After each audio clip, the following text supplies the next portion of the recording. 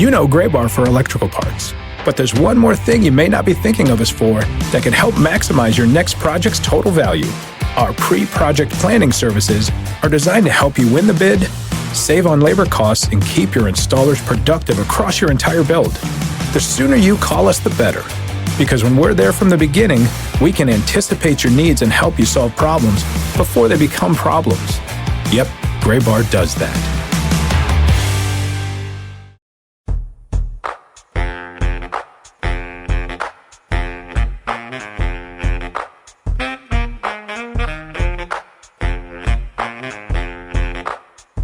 I noticed this is episode number 12 of Minor League Baseball's The Show Before the Show podcast, and I noticed that, like going back and listening to past episodes, every week I say something along the lines of like, man, a lot of big names promoted this week, a lot of big guys moving up this week, and at first I thought, like, is that just a crutch I'm falling on? And then I realized, no, that's going to be about Bubba Starling again. Here's what happened when Bubba Starling was recruited out of high school. But no, every week now we have giant names moving about. It's not just like something that I'm falling back on because it's something for me to say. This is like, it doesn't stop. It doesn't stop. It's an onslaught. They're all just running away from us. They don't want to have to talk to these MILB.com. Oh, man. I know, because have you noticed that the only one of MLB.com's top 4 prospects remaining in the minor leagues is the one who has done an interview with us, and that's Lucas Giolito. Buxton's in the big leagues. Carlos Correa's in the big leagues. Sorry, Lucas. We ruined everything for you. So with that, a big welcome into episode number 12 of MILB.com's The Show Before the Show podcast. I'm Tyler Mon. Out of New York City is Jake Seiner. And, man, it really is. It's the year of the prospect. It's the year of the rookie, whatever you want to call it. And it has not slowed down. If anything, it's speeding up because we saw Byron Buxton get promoted this past weekend. Francisco Lindor went up to the Cleveland Indians this past weekend. Yesterday, 2 more big promotions with Kyle Schwarber, the Chicago Cubs, who's going up for a brief kind of cameo at the major league level. Domingo Santana, the Houston Astros, is back up. He made his debut last year. He's back up now as the Astros have placed Colby Rasmus on the bereavement list, but it doesn't stop. It has not stopped. It's not a crutch that I've been falling on. It's really all of these guys all the time are making debuts. This has been an insane season so far. Yeah, just off the top of my head, the list I have now of guys who have been promoted this year is Correa, Chris Bryant, Byron Buxton, who was also this weekend. Jock Peterson got a little time last year, so I guess he doesn't count. Kyle Schwarber, Addison Russell, Noah Syndergaard, Carlos Rodon, Francisco Lindor, Joey Gallo, Michael Franco got a little time last year. Devin Travis. Who else do we got? They got Blake Swihart, Wilmer Defoe, Archie Bradley. This is not usually how this goes. No, it isn't, especially by this point in the season. Right. I mean, we're only at June 16th. I know out in this area of the country, people are anxiously awaiting John Gray. Presumably that's going to happen soon. He's the Rockies' top prospect. But it has been like day after day after day, somebody moves up, somebody heads to the big leagues. And now there are guys who are at the AAA level who are going to be doing it soon, and we'll talk about one of them right now. We're going to talk about a lot of these prospects later on in the show today, but we're going to dive into episode number 12 of the Show Before the Show with this week's edition of 3 Strikes, and we'll get right into it with Aaron Nola, right-handed pitcher for the Philadelphia Phillies organization, who has made the jump to Lehigh Valley after a very good start with Double-A Reading, 7-3, a 1.88 ERA in 12 starts, and in very fitting fashion, yesterday the Lehigh Valley Iron Pigs tweeted at him a picture of the bacon hat and said at 2:50 p.m., quote, "At Aaron Nola 10, what hat size are you?" Yeah, as we learned from Ben Hill a couple weeks ago, you must like bacon if you're going to survive in the Lehigh Valley. Yeah, and Aaron Nola he'll be earning his bacon. I think he's going to be carrying his weight there in the Iron Pigs. Yeah, he was drafted 7th overall in the first round last year in 2014 by the Phillies out of LSU. He was supposed to be a pretty advanced pitcher, maybe lack a little ceiling, but had a pretty good fastball, a really good changeup. The breaking ball was there, and the command was supposed to be really good, and that's pretty much exactly what we saw with Reading. 76 innings, 12 starts. He had a 1.88 ERA. He was especially good in May. The ERA dropped down to 1.35 in 6 May starts. Struck out a fair amount of guys, 59 guys in 76 and 2/3 innings, but also just allowed 9 walks and do some ground balls, got a lot of weak contact. Pretty much as dominant as a guy with his stuff is going to be at that level. And can't imagine the AAA is going to go too differently. I'm interested to see. I know the Super 2 deadline is obviously not a consideration anymore. And by the way, hat tip to Sam Dykstra for running off some of the guys who might get promoted, but apparently wasn't aggressive enough in thinking wait till that Super 2 deadline passed. We thought it was like, oh man, look at this rush of guys, and that was not even like half of what we've seen. Sam did a great job, but we've seen more than that. Like, it makes Sam had like 3 top 10 prospects. He was like, yeah, these guys could get promoted. And I was like, all right, take it easy, Sam. And turns out it's calm. Let's pump the brakes a little bit, Sam.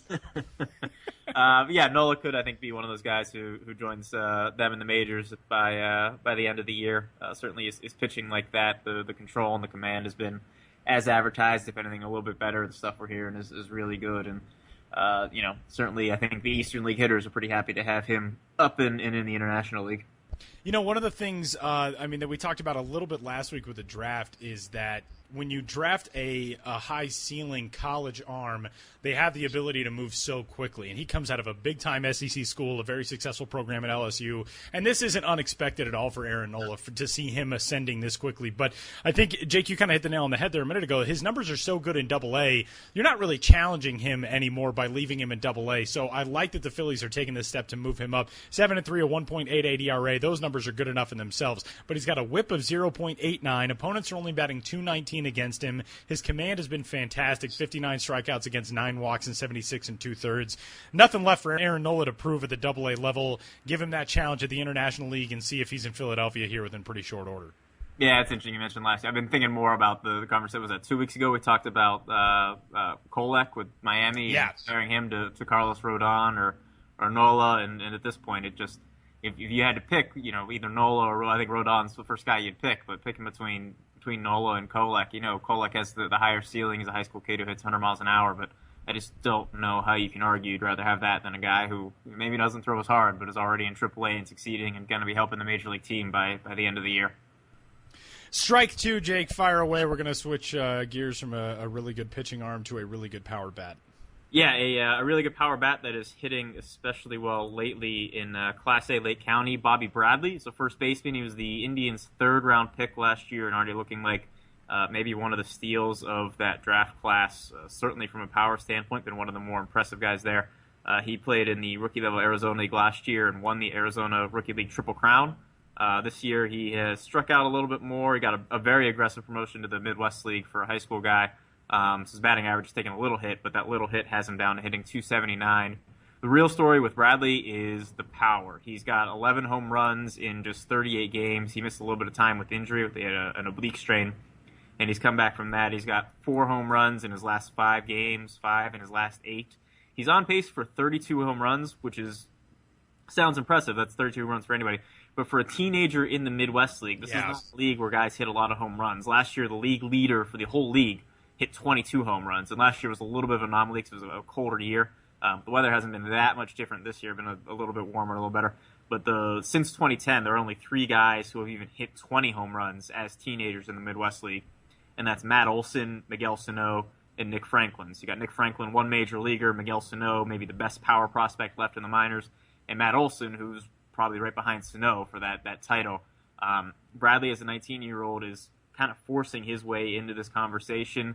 I talked to Larry Day, the hitting coach at Lake County, for a story over the weekend, and it sounds like it's not just a tools thing with Bradley either. He is one of the most harder-working guys on that team. The makeup seems to be off the roof. He's showing up to the cages at 2 o'clock. He's getting 3 hitting sessions in before every game. It's not an accident this power's coming. He's hitting home runs the other way. He's pulling home runs. The strikeouts got to come down a little bit at some point, but for a 19-year-old in Midwest League, you're not too concerned about that. It's a shame. He's probably a first baseman only. He's got 7 triples already, which is he was listed by MLB.com as a 20 runner, which seems just a crazy thing for him to have as many triples as he has. Yeah. I asked Larry about that, and he very politely said, "Yeah, no, he's not a burner. Don't read too much into the triples." So I think he's probably a guy who's going to remain at first base. So there is a lot of pressure on that bat, but it sounds like the power is something we haven't really seen, or when we have seen it in the Midwest League like this, it's been from guys who went on to really become guys you got to know. So Bradley seems like he's pushing his way into that caliber of player and prospect. Well, and it's a good time to pause for a segue. We're going to have Razor Shines on the show today, the double-A manager of the Tulsa Drillers and the Los Angeles Dodgers organization, and ask him about the maturity of another teenager, a guy, Julio Urias, who we have heard so much about his maturity and his mentality. And I talked to Bobby Bradley earlier in the year, and that's kind of what he reminds me of.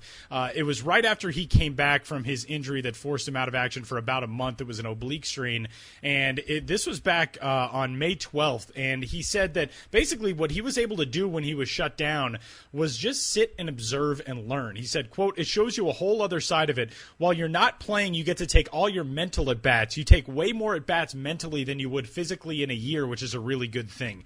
I mean, for a kid who's 19 years old to be talking that way out of high school with the ability, not just the maturity, but the patience to just sit through at bat after at bat of his teammates and think, what would I do in this situation? What's he going to come with in this situation? That's extremely impressive. And you don't see that a lot out of anybody. It's not just the fact that he's a high school kid and he's young, but a lot of guys get so frustrated and so bogged down in those circumstances when you're sitting out, especially with a frustrating injury like an oblique strain, something that can be nagging, something can affect you for a while.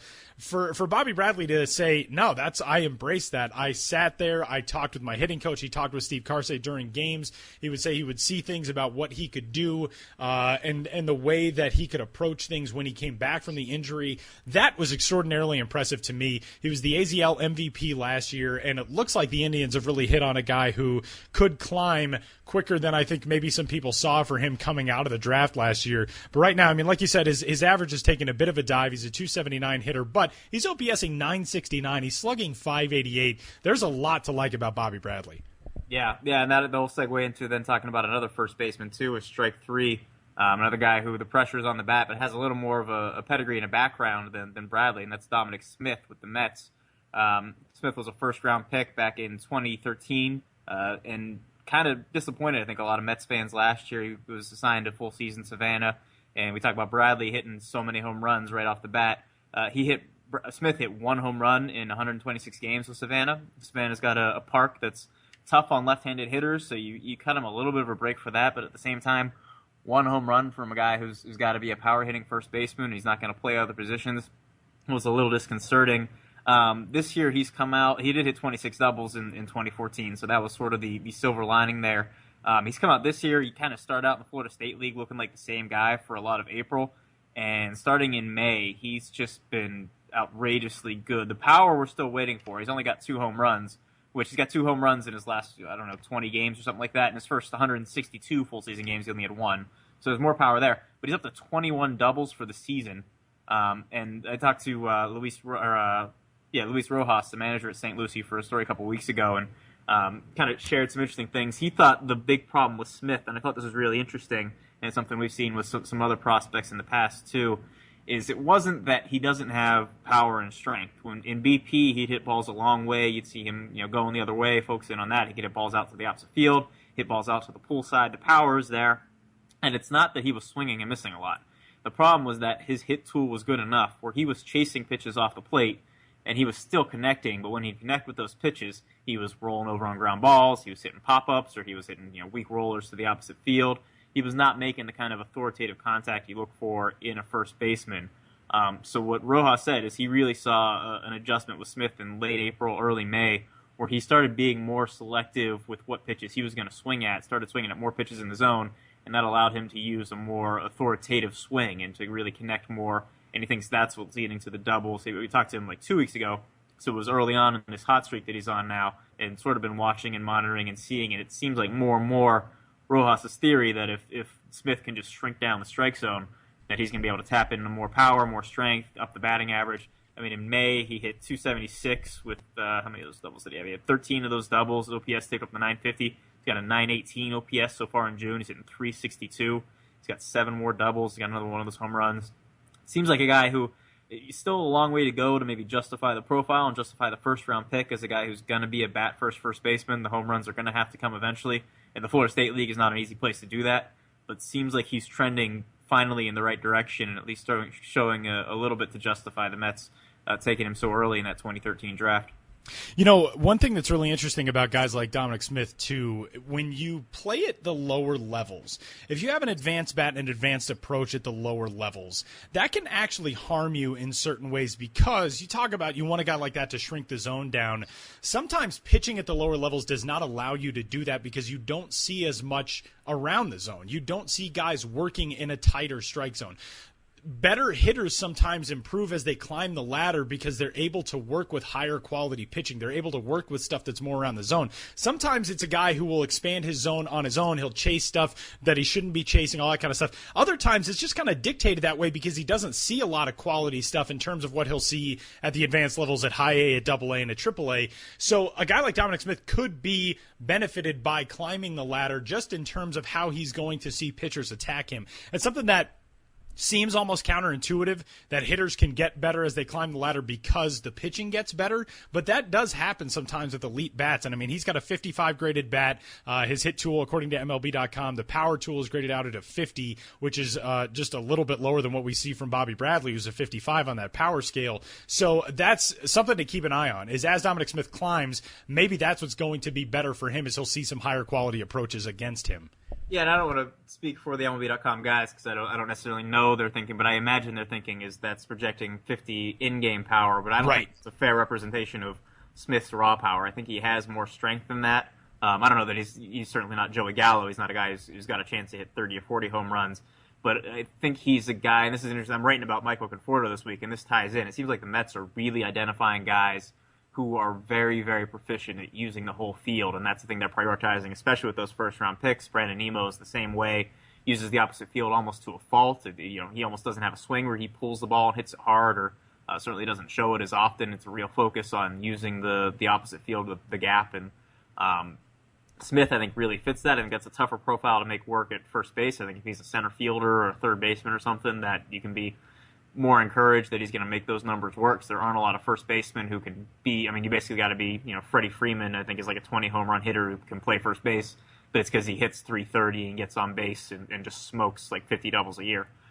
So that's the kind of profile I think Smith is if it's going to work out for him, it's going to be those sort of Freddie Freeman kind of numbers. I think he's a different sort of hitter and different sort of approach, but I think that's kind of what he's trying to grow into, and so showing signs at least now of possibly tapping into some of that and getting to that point. 3 strikes for episode number 12 of Minor League Baseball is the show before the show podcast. As always, you can rate, review, and subscribe on iTunes, and flick us a question if you got one. Podcast at MILB.com. We'll do our best to get those answered as well going forward. But for now, we're going to step out of the Florida State League talking about Dominic Smith, and we're going to head over to the Texas League. Double-A manager in the Los Angeles Dodgers organization, Razor Shines, will join us from the Tulsa Drillers to talk about the glut of talent that has moved to his team and his organization this season. We'll talk to Razor Shines right now.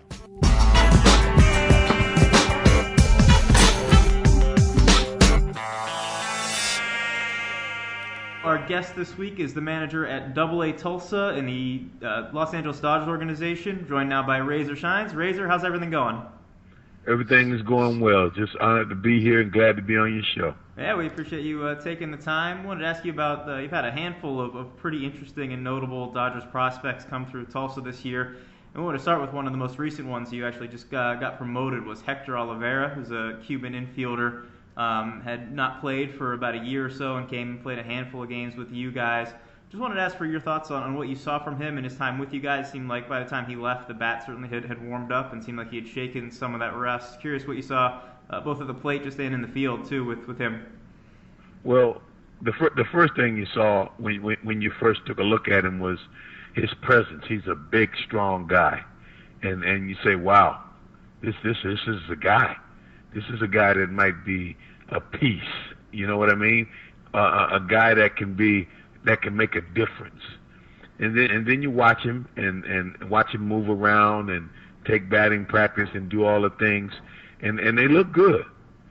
And then he starts to play, and you understand that this guy hadn't played, as you said, in a year or so, or longer. And the game was a little fast for him. But then he starts to catch up. And he starts to catch up quickly. The bat came along a lot faster than the other things.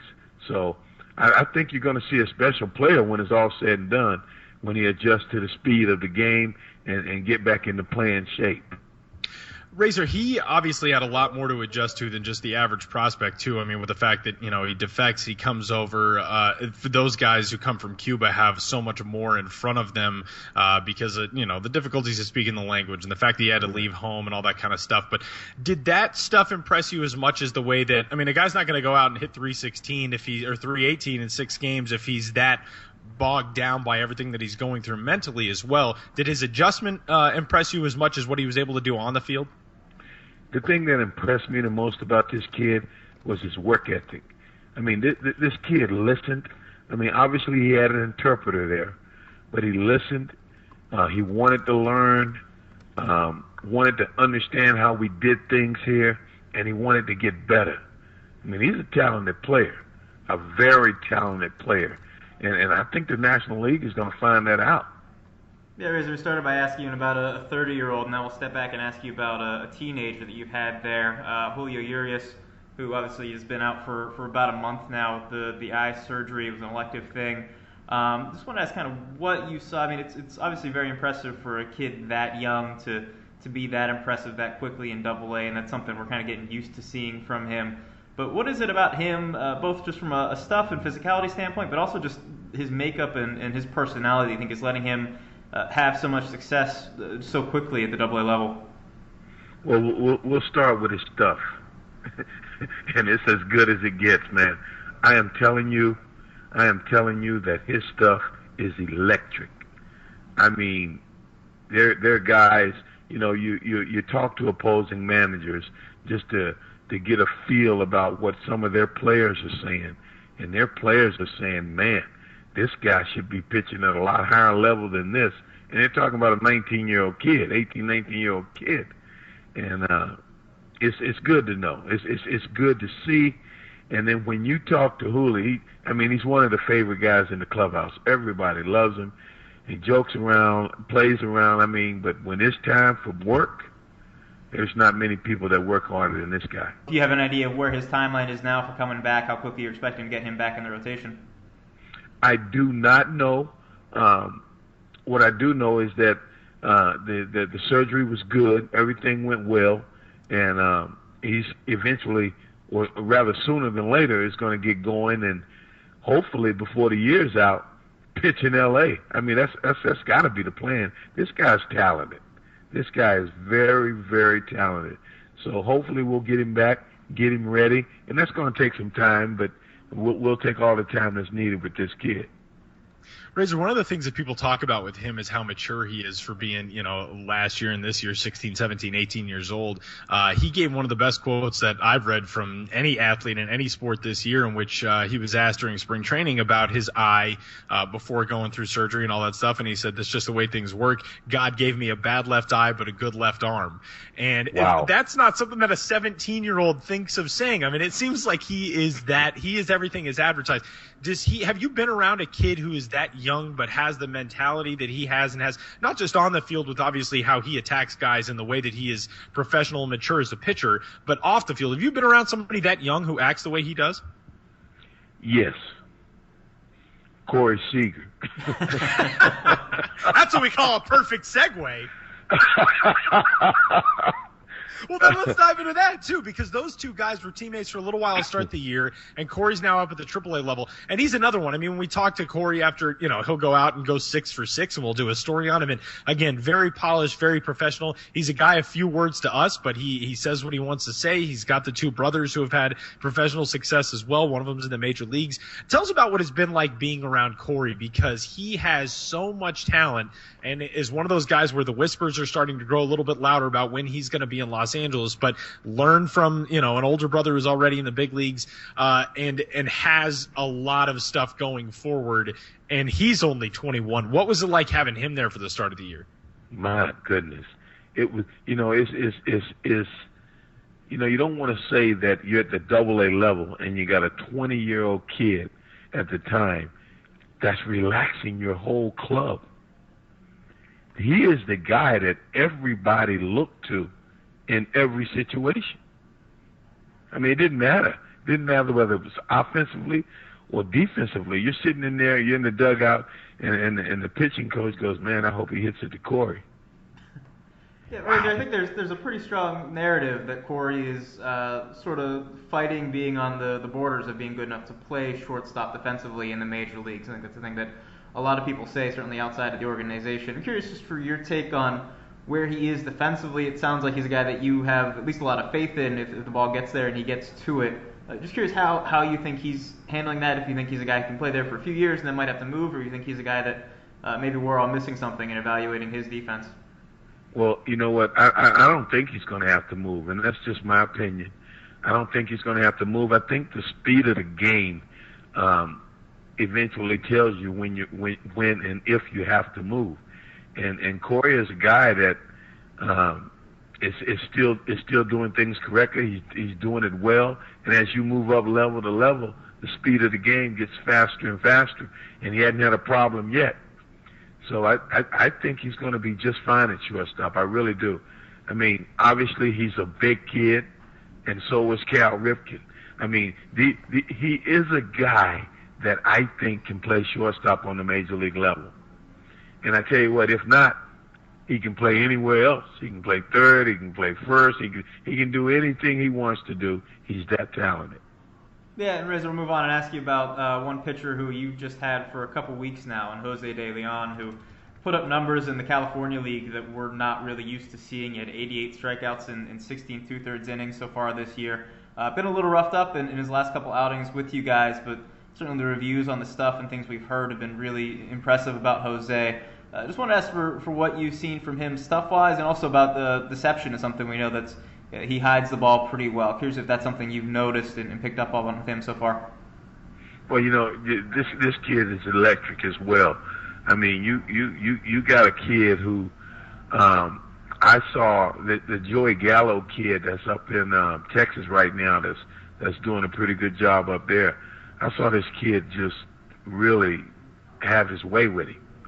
And I mean, no fear.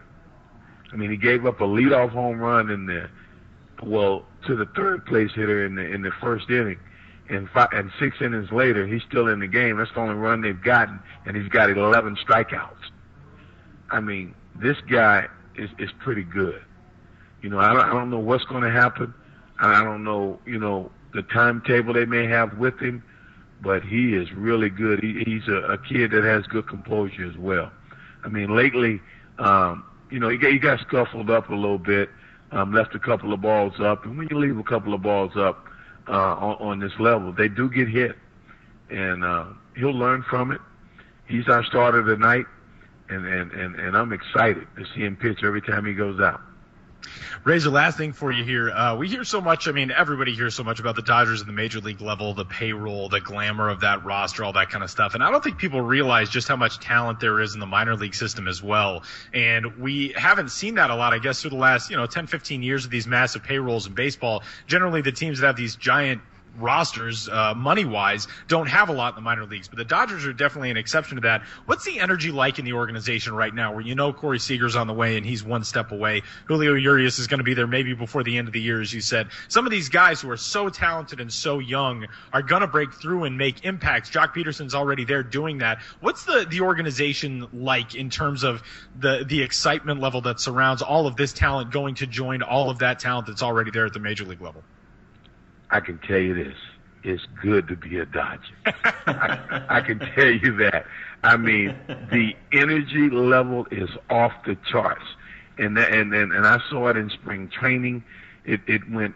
The major league clubhouse was tremendous. And then you got all these young kids who are excited and can't wait to show the front office their skill set, that knowing that the front office already knows their skill set, but they can't wait to prove that they're ready to play on the major league level. Man, it's good. And what an organization, first class. I'm just saying that because I've been in a couple. This is really, really a good place to be. Razor Shines is the manager at AA Tulsa and very proud to be a Dodger. Razor, we appreciate you taking the time and chatting with us today. Thanks a lot. It's been great. Thanks, Razor. Fellas, thanks for having me on.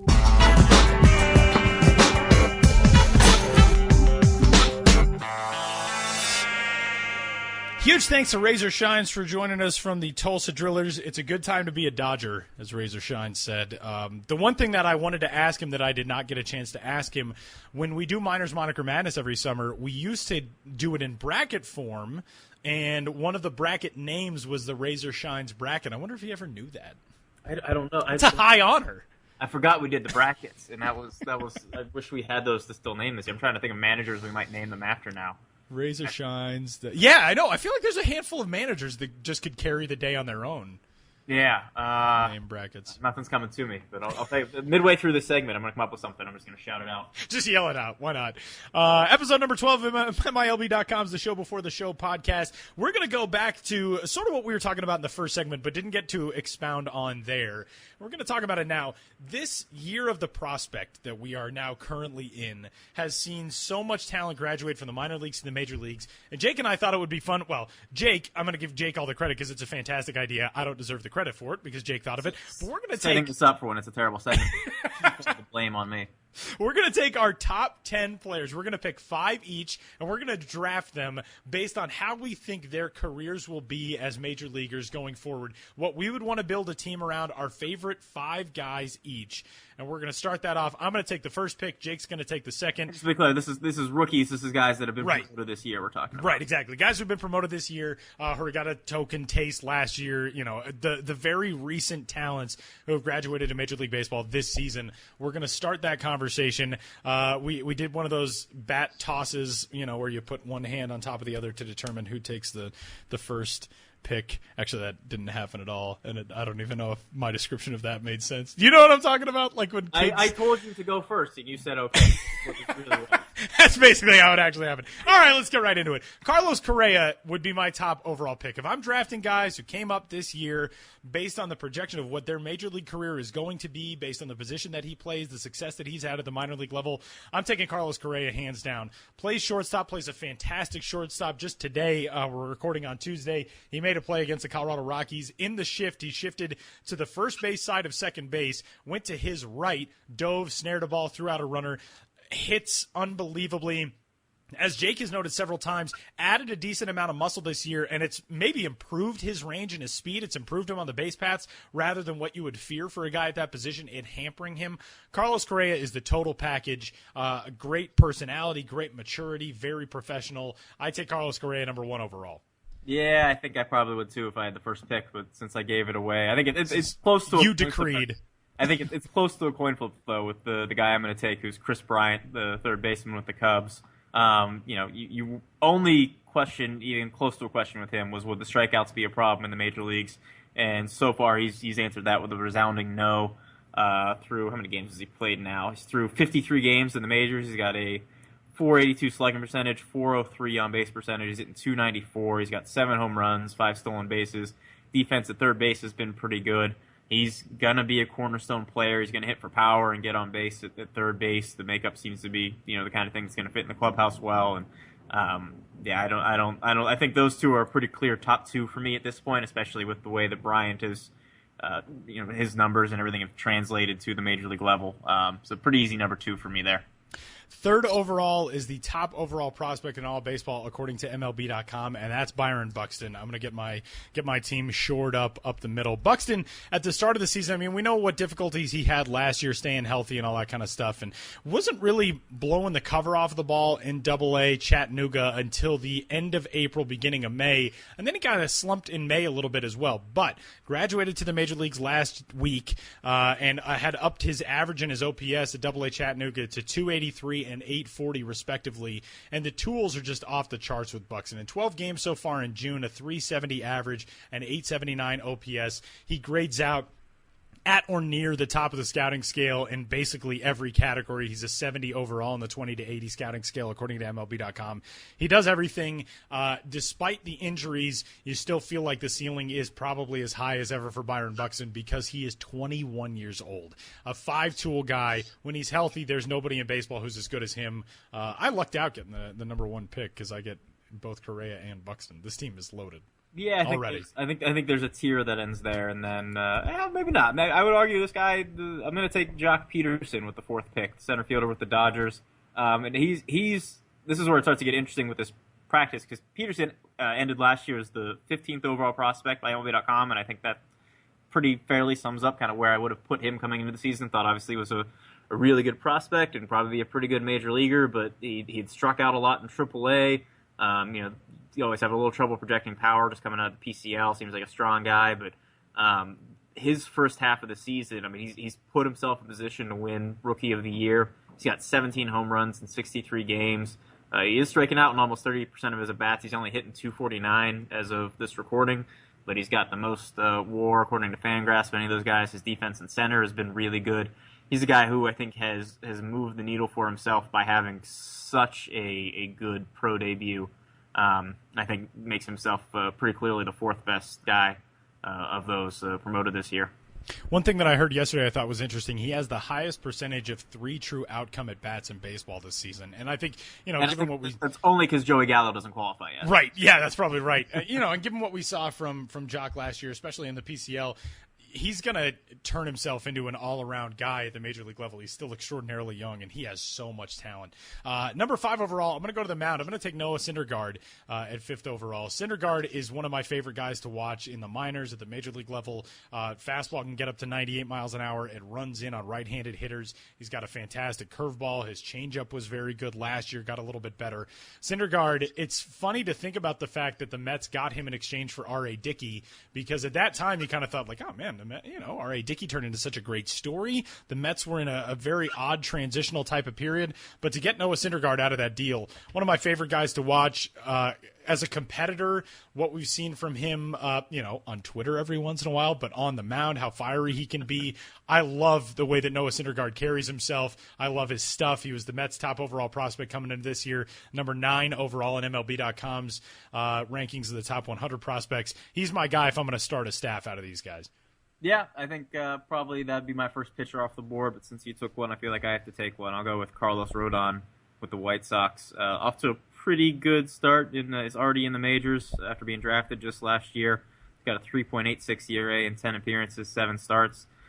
Control and command haven't been quite there, but I have a lot of faith based on his track record. That's going to come around. I think he's got the slider is a difference maker of a pitch. I think it's already one of the best in the majors, and I think the fastball is going to be certainly good enough to back that up, and the changeup is good enough to be the third pitch, to be a guy who pitches at or near the top of pretty much any rotation.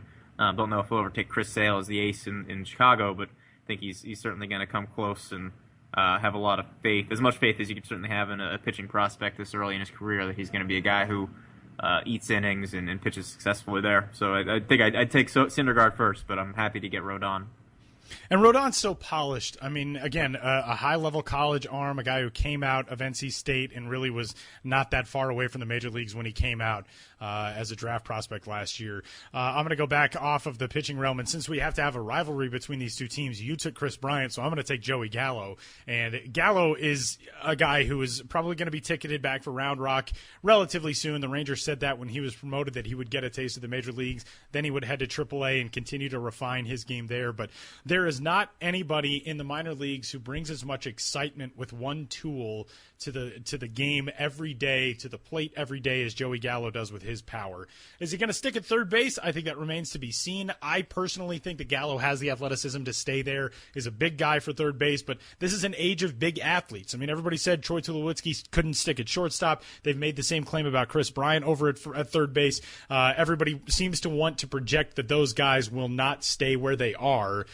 And yet, in a lot of cases, they do. I think Gallo can stay there. I think his defense will continue to improve. The thing that I like about Joey Gallo that we've discussed a lot on this is he has shown the ability to cut down on his strikeout numbers when he is needed to, and to continue to grow as a hitter. We've already seen how great the power tool is. A lot of times that just stays stagnant with players. When you are a great power hitter, you continue to be a great power hitter, but guys start to chop away at what you're able to do, and you settle somewhere around the median of what your curve is as a developmental player going up toward the major league level. But for Gallo, to do things like cut down his strikeout rates when he made the jump last year from Class A Hickory to the Class A Advanced Myrtle Beach, and then on to Double A Frisco, where he struggled a little bit more strikeout-wise last year and improved again this year going into the season. I really like that from Joey Gallo. Again, one of the most exciting guys in baseball, and I would nab him for third base. Yeah, you have first division tools and show some kind of ability to improve. I think that immediately makes you a can't miss guy. So the next pick, I'm gonna go another big bat. You mentioned big athletes. I'm gonna take a large athlete in Kyle Schwarber, the catcher / outfielder / DH for the Chicago Cubs. Got called up yesterday. Is on the roster today on Tuesday, but not in the starting lineup. I think that game is just getting underway now as we're recording. Schwarber was a first-round pick last year. Has just obliterated minor league pitching. He hit 320 in Double-A with 13 home runs. He's got like 30 home runs just in his minor league career already. His overall batting line was 91% better than everybody else at Double-A in the Southern League this year. I think a guy who is undoubtedly going to hit. I don't know if he's going to be a catcher long term. I don't know if he's going to be any good in left field. The bat is good enough that I really just don't care. I will find. Hopefully, I have an American League team where we're making a push for that DH in every league.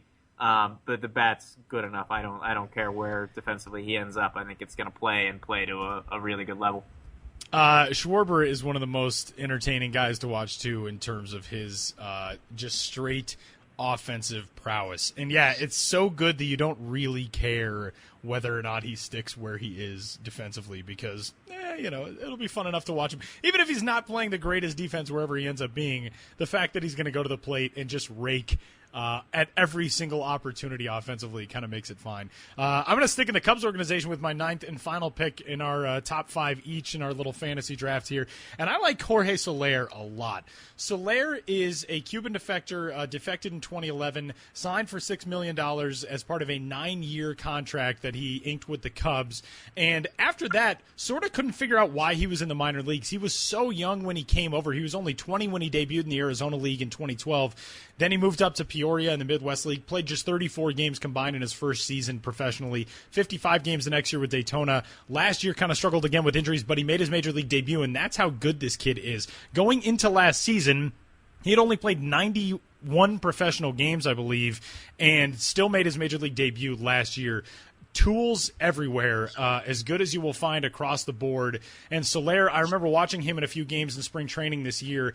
When the ball comes off his bat, it jumps the way it comes off of few guys' bats. I remember him hitting a line drive at Glendale in a game against the White Sox that, had the fence been any weaker in left field, I think he probably could have taken it down from how hard off the bat and what a straight line it was to left field. Soler he speaks loudly. His tools are very, very good, very well-rounded, and I really like what he brings for the Cubs going forward. Yeah, I think that's a fine pick, and certainly you're going to need the help keeping up with Bryant and Schwarber as my lineup just slightly. True, that's true. Yeah, I was going to take Francisco Lindor here, and I just realized neither of us took Addison Russell. Did we? That's true. I'm actually going to flip our script and take Addison Russell instead. Lindor, I think maybe would fit with my team, because I have a team of guys who are maybe not the best defenders, but going to hit, but. Screw it, we're going to keep hitting. I'm going to take Addison. I think right now he's a guy who can play shortstop at the major league level and hit enough to provide a lot of value there. I think I mentioned this on an earlier podcast. He's a guy who, if he decides he wants to put on some good weight and go back to some of the size he had when he was in high school before he, leading up to his draft year, he dropped a whole bunch of weight just to prove to scouts that he could get, stay live enough to play shortstop. I'd be totally okay with packing on a few more pounds with him, letting his raw power really come out and letting him play third base. He's got such broad shoulders and such a good projectable body, and I think he could go in either direction. I'd be happy with either direction, but I think the offensive ceiling is more than maybe gets advertised even with him there. So I'd take him and let him just grow into whatever he's going to grow into and be pretty pleased with that. Man, that is how good this Cubs system is right now. We just drafted our top 10 guys of talent that has made the jump to the major leagues this year, and 4 of them are Cubs. Whoa.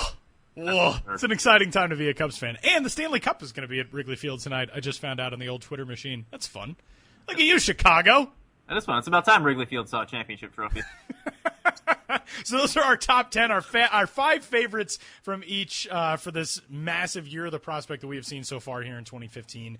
And more on the way. I mean, Domingo Santana comes up, gets his first major league hit today. Schwarber will get his first action tonight. He'll play 6 games as it appears and then head to AAA Iowa. And there are a lot of guys on the doorstep. We already talked about Aaron Nola. A whole lot more guys are coming. This has been such a fun year. We picked a really good year to start a podcast, I think. I think we did, too. And Corey Seager's another one, too, who's coming. Right. Just talked about with Razor Shines. I think you you understand a little better after hearing from Razor just kind of how highly the Dodgers are thinking of him and maybe why. Best segue that we've had from a guest from one topic into another topic when I asked him, have you ever seen somebody as mature as Urias? And he said, yeah, Seager. Boom! Nailed it, Razor. And Nice the dramatic pause was just perfect. Benjamin Hill, Ben's Biz blog, will join the show next for our weekly segment discussing all things business, all things crooked number, and all things puns with Ben Hill. Coming up right now.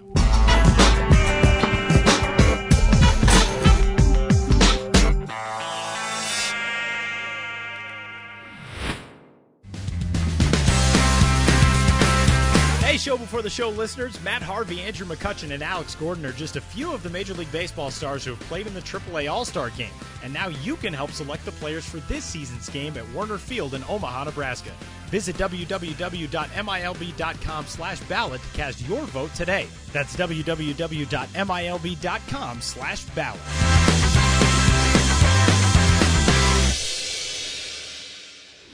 Benjamin Hill joins us from, I would assume, right next to Jake Seiner here on episode number 12 of the Show Before the Show podcast. We actually got separate offices. Oh, okay, that's good. You're keeping each other as far apart as possible. Yeah. No more mixing with the Ben Hill segment. Hey, Ben. Hey, Tyler. One of your biggest blog posts over the offseason was about the rivalry between the Fresno Grizzlies and the Sacramento River Cats. And minor league teams don't really have rivalries per se. I mean, it's not like, there's no Michigan-Ohio State really in minor league baseball because players change so much and staffs change and fans are there just to kind of watch the game. They don't really get as attached to players at the major league level. But if there was a Yankees-Red Sox of minor league baseball in terms of the distaste, good-natured or not, that they have for each other, it's Sacramento and Fresno, and it's all coming to a boil this week. Yeah, I don't know if it's coming to a boil or if it's just been boiling. Yeah, maybe it's just boiling already. I think it's just been at a steady boil for months and months, and really I blame Fresno and for most of that. They are definitely the aggressors in this particular minor league baseball feud. The roots of it, I mean, they've been rivals to some extent for years and years, but when the San Francisco Giants changed their affiliation from Fresno to Sacramento, then things really heated up because then all of a sudden, the Fresno lost their identity, and they already have kind of a little brother complex with the capital city, Sacramento, and now all of a sudden they lost their affiliate. So they went on the defensive, started a very Fresno-centric branding campaign, and have really done everything they can to go against the River Cats, on social media. They actually took out billboards near the Sacramento River Cat Stadium. The Fresno Grizzlies bought billboards in Sacramento that say Wackramento, because that's one of their signature hashtags. Not Sacramento, Wackramento. So they that's how far they're going. They bought actual ad space in Sacramento to call the River Cats the Wackramento River Cats, and it's been along those lines for months and months. And on Tuesday, the Grizzlies are staging a promo called Grumpy Cat Wackramento, where if you go to the box office and you have a social media post, Instagram or Twitter or what have you, and you show it to someone in the box office, you show it on your phone, and it's a picture of a grumpy cat with the hashtag Wackramento, you get into the ballpark for 50% off. So that's probably a first in the history of sports that you can use a meme. That's what they call it, right? Not a meme. I always call it a meme when I read the word. But if you show a meme, a grumpy cat meme, at a box office that disses the rival team, you can get in for 50% off. So once again, groundbreaking stuff in the world of minor league baseball. What does Sacramento think of this promotion? They occasionally engage, but usually they kind of they're kind of like the big brother who kind of lets Fresno work themselves up and get all mad, and then they'll just kind of say something kind of condescending, sort of like, they're there. Like in the story I wrote in promo preview, I said, hey, you guys with the River Cats have any response to this latest Fresno attack? And one of my contacts there just sent me a screenshot of Pacific Coast League attendance, which of course shows Sacramento on top, kind of like, whatever. So I think they sort of enjoy being above it all, or at least that's the approach they take. And then Fresno is kind of saying, we're Fresno first. We're California. Fresno's nothing. That's fine with us. We'll create something from nothing. And they've definitely got a chip on their shoulder. It's been fun to see. Based on if you just go to the Fresno Grizzlies Twitter feed right now, pretty much all morning has been spent engaging with people who are just really not pleased. River Cats fans who are just really not pleased with the whole Grizzlies attack line this year. And it's kind of funny to see people get all worked up over minor league baseball Twitter feuds. It's not something we see very often.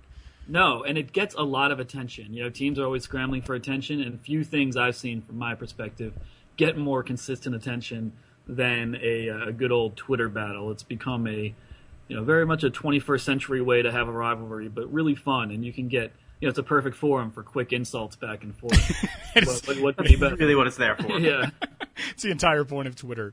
Ben, let's travel to the Carolina League. We'll go from one coast to the other. And the Frederick Keys, who we talked about last week, bringing in a celebrity chef. Now they're bringing in a celebrity game show host. I did not know this, but Pat Sajak apparently lives close by, sort of, to Fresno, or to Frederick. And he's going to be making a stop at Harry Grove Stadium. Gets his own bobblehead. I hope he's spinning a wheel in it. But the host of Wheel of Fortune is going to stop by Harry Grove. That's a pretty cool, when you say celebrity in a minor league baseball context, it's all various degrees of celebrity. And there's like a 50% chance it's a cat. Yeah. There was Hero Cat in Bakersfield last year. But, celebrity in minor league baseball usually means a sitcom star from 25 years ago you've largely forgotten about, or a wrestler who retired, 25 years ago. And that's fine. I love those guys. So in that continuum, Pat Sajak is a pretty good get. And I don't know his exact connection with the Keys, but he does live in Maryland at least part of the year. And I think this is the second time he's come out to the ballpark. He's a baseball fan. He used to have a show on MLB radio. I never heard it, but he's a true baseball fan. So I think I don't think it's a matter of the Keys spending a ton of money to get him as much as him enjoying baseball enough to come out and do this, and honored with his own bobblehead and throwing out the first pitch, signing autographs, all that stuff. But, I would love to meet Pat Sajak. He's the kind of celebrity, you don't think of him as huge and A-list, but, you grow up with that guy just by having a television, basically. So I think that's a pretty cool minor league celebrity appearance for sure. Yeah, we've talked on the show before. Tyler used to work for the Myrtle Beach Pelicans, and it seems like, depending on how you want to look at it, you either got out just in time or got out a little bit too soon, maybe for your own health. Myrtle Beach had a big hit last year with their prostate cancer awareness night. And Ben, I wonder if you could just kind of recount what they did last year and what they're doing this year to up the game on Father's Day. Well, Myrtle Beach Pelicans president Andy Milovich, he started a industry trend last year when he received an in-game prostate exam during the seventh inning stretch as he sang "Take Me Out to the Ball Game," and that got national attention, kind of went viral, a crazy stunt, and in an ice bucket challenge sort of way, he passed that challenge on to another executive. So it's been done 6, 8, 10 times throughout the industry, and hopefully more guys will continue to do that. As goofy as it is, it does raise awareness for, hey, get your prostate checked. If these general managers can do it more or less in public in a broadcast booth or in a press box during a game while they sing, how hard can it be? And this week, the Pelicans upped the ante by giving away a Father's Day bobble finger, the finger being, I guess, how you would administer or receive the prostate exam. And it's a Father's Day bobble finger. The finger bobbles, and it has a little blue ribbon tied around it, kind of as a memory string or whatever you call that, as a reminder, hey, get your prostate checked. And the final thing about it is that it's sponsored by an emergency plumbing company called Rescue Rooter. So there's a bobble finger Father's Day prostate cancer awareness bobble finger sponsored by Rescue Rooter. If that's not minor league baseball, I just do not know what is. Some more good things coming up this week. The Akron Rubber Ducks will celebrate 25 years of Nickelodeon. The Altoona Curve are giving away Josh Harrison Garden Gnomes. Star Wars Night, of course, all over the place, which is coming up, I think, 7 different times this week, just over back-to-back nights on the 19th and 20th. At what point, Ben, do you think are we going to see a shift from Star Wars Night to Jurassic Park Night? I don't know if that'll ever really happen. Yeah. People, you hear a lot of chatter like, Star Wars Night's so boring. But that's people on the internet who just follow enough sports media personalities that they see these jerseys all the time. True. As long as a Star Wars Night it's just a once-a-year occasion that sells out, your particular ballpark, I don't think it's going to get old. It's a franchise that's almost 40 years old and still going strong. So I think the Back to the Futures, the Jurassic Parks, the Ghostbusters, they'll kind of rise and fall along with, sequels released or anniversary milestones. But it's very hard to find something that has the enduring appeal of Star Wars. So I don't see that really being replaced as much as just occasionally supplemented by other franchises. Yeah, I'm trying to think of what separates Star Wars and Back to the Future and Star Wars seem like the big two, especially Star Wars, that always get featured by these Is it just that they have so many different costumes to choose from and things to... I mean, Star Wars is a big deal, but Back to the Future is a big deal, but we have other trilogies and movies that seem like they're just as big. I don't know what it is about those. I don't know if you have thoughts on that, Ben, but we could just move on to your crooked number, too. Oh, we can talk about theme jerseys for hours and hours if we so chose. I will say, I think a lot of it is anniversaries. So Goonies to a small extent and Back to the Future to a larger one is because it's the 30th anniversary and then it's new releases. Jurassic Park is a new one, so they're doing that. So there's a lot of ebb and flow like that. But in terms of ones that are just... I mean, we haven't had a Godfather night. I haven't heard of that. Yeah, but we're family friendly. I kind of like the who loves family more than most of the Godfather. It's all about family there. That's only about the affordable family friendly entertainment. Come to Godfather night. Get a horse bobblehead. Only the horse head, though. No, exactly. So I guess the whole thing couldn't bobble. No, you're just being a naysayer. It bobbles once and then the head falls off. The naysayer pun. Yeah, all right. What do we got? Do we have a crooked number for this week? I got a quick crooked number for all right. you. Crooked number, weird on-field stuff that occurs. As you guys know, Pat Murphy was just called up to manage the Padres for at least the remainder of the season. And in his last game with the Chihuahuas, it was a 12-inning victory for the Chihuahuas, and Mike McCoy, an infielder, got the win. So one, I just think that's a great way to end maybe forever your minor league managerial career by having an infielder get the win. And also, I think I've talked with you guys before. We have talked about this before. Mike McCoy, a member of, I wrote it down, he is a veteran minor leaguer and has pitched played in the majors a little bit. But he first pitched, in a moonlighting position player mode for Peoria in 2004, Palm Beach in 2005, Colorado Springs in 2009, the Toronto Blue Jays, a major league pitching debut in 2011, the Buffalo Bisons in 2013, and now this is his second pitching appearance with the Chihuahuas and his first win. So now, literally a decade after 11 years after he first took the mound as a pitcher, he got his first win, and he did it during Pat Murphy's last game. So there you go. We have discussed that before because I remember this conversation coming up earlier this year when he initially pitched for El Paso, and it's like a good lesson for life. Make yourself indispensable. Do everything you possibly can, and then you'll hang. Mike McCoy is 34. It's not like he's an old guy, but he's made himself very diverse in his career field. It's pretty impressive. It was all worth it for one AAA victory. Yeah, I love it. Finally. Yeah. By the way, people knock these veterans, but I think there's something to be said for just hanging in there and getting it done any way possible. Over the course of his pitching career, by the way, according to Baseball Reference in the minor leagues, Mike McCoy is now 1-1 with a 1.86 ERA. So it's not like they're throwing him out there and he's embarrassing himself. No, not at all. He's the real McCoy.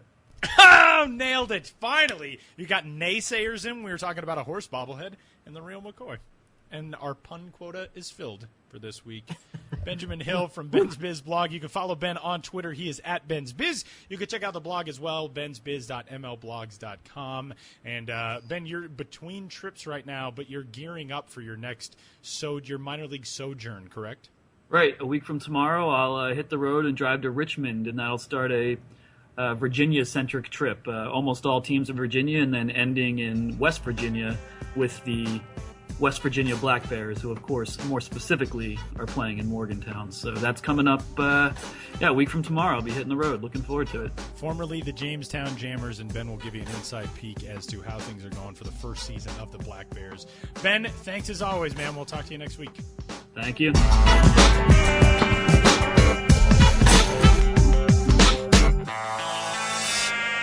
We are a week plus away from Benjamin Hill's next trip, and as we talked about after that segment ended, I write the next two promo previews, so Ben Hill, those are the biggest shoes to fill. No pressure. Oh man, counting on you to carry the weight of Benjamin Hill's workload. I'm already terrified. And I read the Prospect Roundup on Friday, and that's normally a Jake Signer special. And oh man, you're all going to be. Let's just put it this way: you're all going to be very disappointed in me by 2 weeks from now, because I am not those guys. We have so much faith in you, Tyler. We're definitely not going to be reading over the preview secretly on Friday night. Okay. And Ben's definitely not going to give the promo preview a second look, just even though he doesn't usually do that. None of that's going to happen. Totally trust you.